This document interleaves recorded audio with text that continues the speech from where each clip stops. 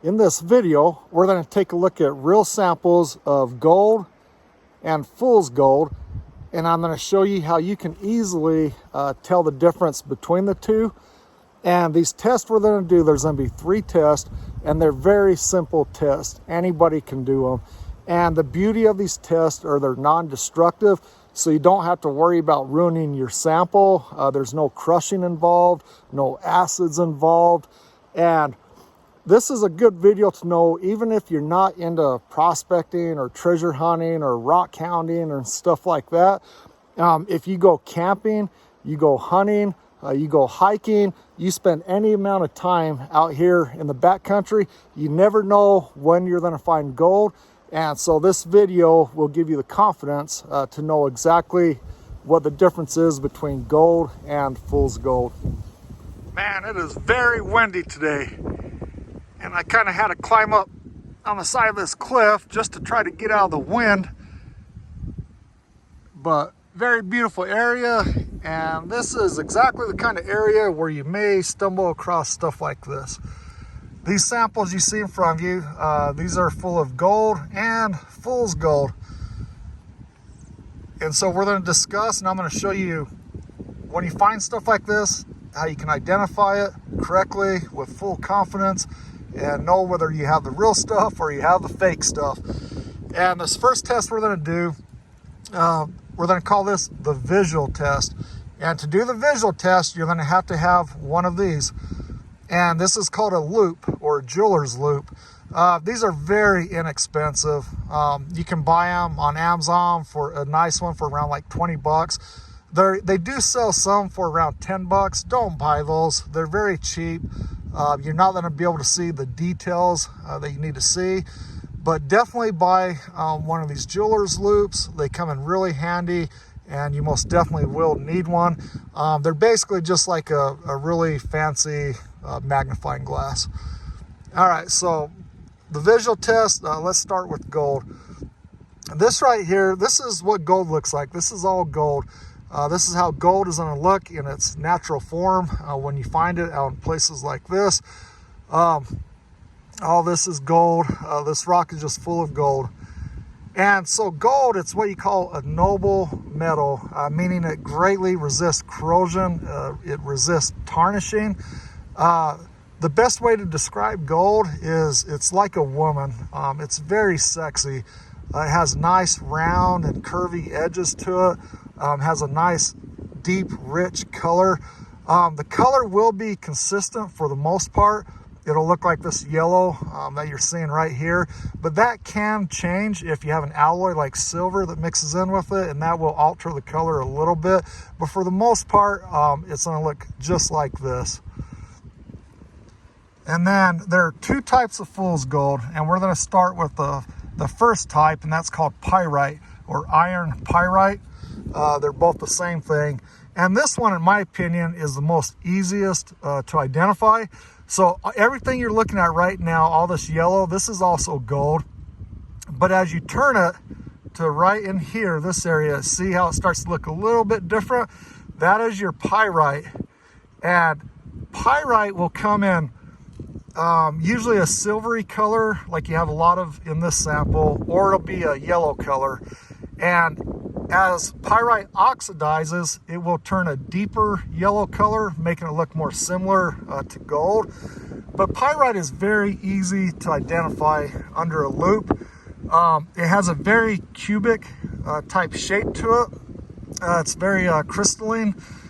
And pyrite it's the opposite of gold. Gold is very malleable, very ductile, meaning you can cut it, you can bend it, you can shape it. Pyrite is the exact opposite. It is very hard. It's hard to scratch. It's very brittle. So if you were to take like a knife or some hard object, you can literally crush this stuff. And it's very similar to glass when you crush it. But let me give you a nice close-up. And that is your pyrite. And then as you flip it, that's your gold. So just notice the color difference. There's quite a bit of difference. The pyrite will turn more of a yellow, so you get a little bit of that going on here. but under a loop, you can easily tell the difference. So I'm going to put up two images. On the left is gold, and on the right is pyrite. So this way, when you're looking at it under a loop, you can see the differences.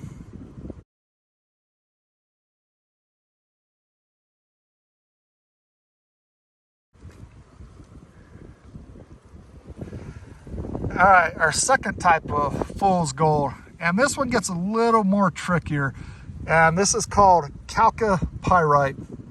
And right here, I'm going to kind of turn it, and this is how it looks normally when you find it.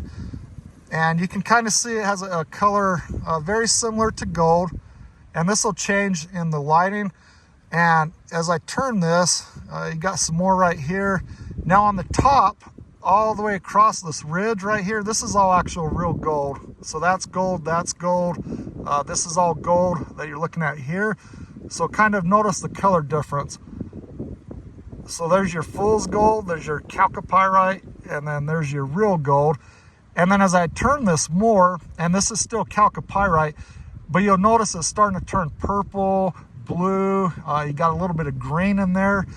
Chalcopyrite will tarnish, and when it does, it'll turn purple, blue, or green. And people will oftentimes refer to that as peacock ore, not to be confused with a different type of mineral called bornite. But when it starts to tarnish like this, it makes it very easy to identify. But I'm going to kind of rotate this. So there's your fool's gold. There on top, that's your real gold. And then right here, that's your fool's gold. And this down here, that's all fool's gold. But that'll kind of allow you to see the color differences. And see, it does have a nice shine. Now, under a loop, chalcopyrite, you're going to have different shapes. I've always observed there's kind of a square type shape to it. It's more crystalline. It's not going to be round and smooth like your gold for the most part. And chalcopyrite, it is soft, so you can cut it, but it's also brittle, so it's not malleable, it's not ductile. You can't shape it. If you go to bend it, it will just break. And so that's usually an easy way to tell with like a pocket knife. But I'm going to put up two images side by side. On the left will be gold, and on the right will be chalcopyrite. And this way you can see how it's going to look under your loop.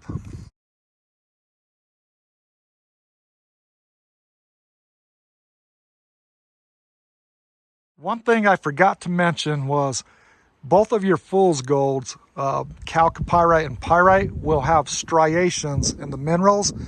And striations are parallel lines. And I'll throw up an image so you can see what striations look like. Now, gold will never have striations. So this is also a very good clue to determine whether it's real gold or fool's gold. All right, the second test we're going to do, and this is called the continuity test. And to do that, we need one of these. This is a voltmeter or multimeter. These are relatively inexpensive. They'll cost you about 40 bucks for a good one. You can buy them anywhere, Amazon, Home Depot. And these, what we're going to use it for is to test whether the object can conduct electricity. And this comes in very handy, especially if you're in an old mine or a cave. When you're deep in a mine or a cave, it's very dark. It's a different type of dark, and it's hard to explain unless you experience it. But it's not like you see in the movies, and it's not like, at your house when you go out at nighttime. It's a pitch black. You cannot see anything. It's a very deep blackness. And so my loop, I have a hard time seeing with my loop. I have my flashlight, but it's just the lighting isn't very good. And that's where tools like this come in very handy.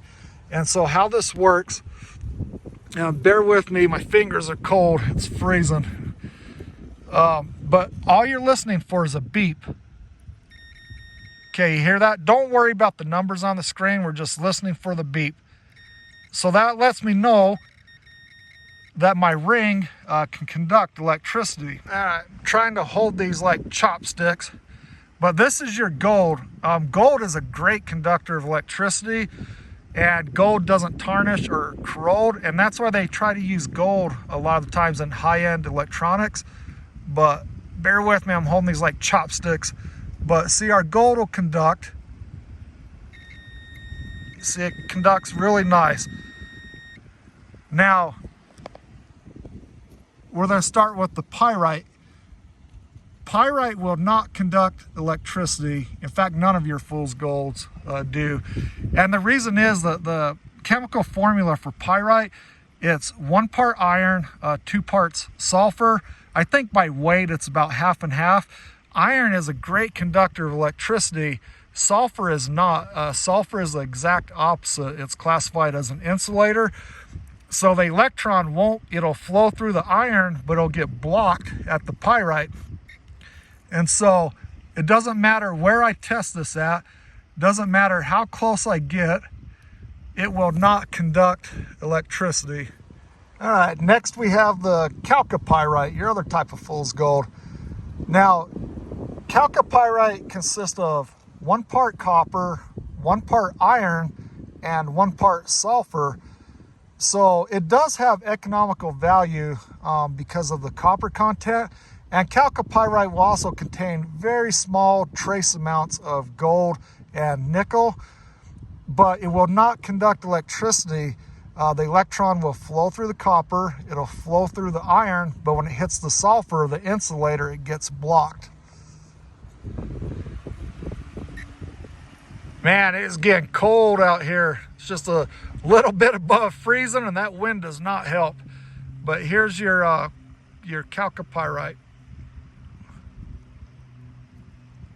And as you can see, it does not conduct electricity. I could do this all day long, and I'll never get an electrical current. Just like that.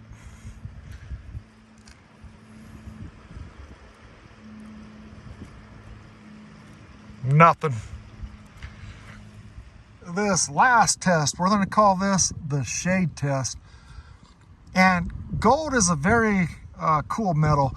It will maintain its brightness, its color, even some of its luster, even in the shade, in the shadows. Now, that does have limits. You know, of course, it's not magical. It doesn't glow in the dark. And if you remove enough light, it will lose its brightness, its color. But watch as I shade this with my hand. I'm going to try to get as dark as I can. And this is an old school testing method, just so you know. Think of like those old timers. They didn't have fancy equipment. They didn't have $10,000 metal detectors, anything like that. They would rely on methods like this a lot of the times when they're out, in the backcountry to identify gold. So watch what happens. You see how you can still see the color of the gold, even as I have it shaded and I'm blocking out the light. Now, I'm going to show you a video clip. This is a real world example. This is me earlier this year when I was exploring an area where I find a lot of minerals, and I found some gold, and I was able to identify it using this test. What you're looking at right now, this is fool's gold. This is your chalcopyrite. And when I first saw this, I could see with my naked eye that there were little pieces in there that didn't look quite right. And so I looked at it with the jeweler's loupe, and then I could see little pieces of gold embedded in the chalcopyrite. Now, watch what happens as I shade the fool's gold.